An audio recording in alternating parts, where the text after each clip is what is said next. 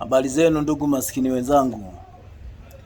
Siku ya leo tarehe 1 mwezi wa kwanza, nimekuja na ujumbe wetu mzuri, ujumbe wa sisi maskini.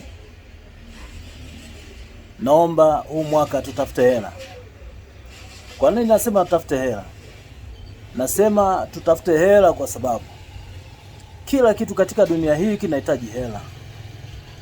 Ukienda kanisani, mchungaji anahitaji hela, na wewe maskini ambaye huna hela, ukienda kanisani, anapoanza kusema toka pepo, sisi maskini ndio huwa tunaanguka. Kwa maana hiyo, wewe maskini ndio pepo, ndio maana unaanguka. Kwa nini aanguki tajiri? Fuatilia.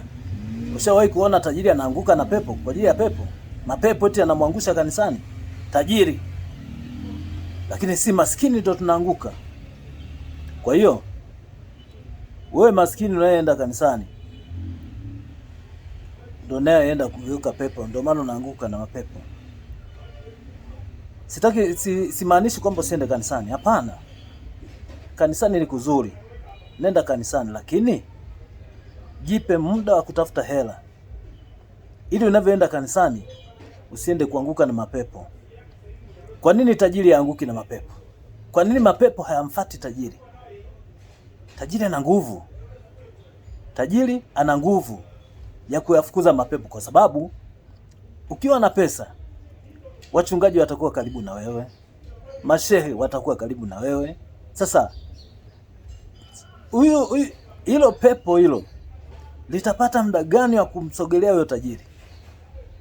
Lakini wewe umekaa zako manunguniko muda wote, unalalamikia wenye pesa, mbona Mungu anabagua sijui nini, lakini hujishughulishi. Umeona? Shetani naye anakusogelea. Anapokusogelea wewe, sio kwamba anakusogelea kukufariji, anakuja kukuongezea machungu ili uendelee kumchukia Mungu wako. Lakini Mungu ametupa akili, tuendelee kupambana, tuendelee kutafuta hata kile kidogo kidogo unachokipata kile, rizika nacho. Umeona? Hautafukuzwa na mapepo, hautakuwa mapepo kanisani.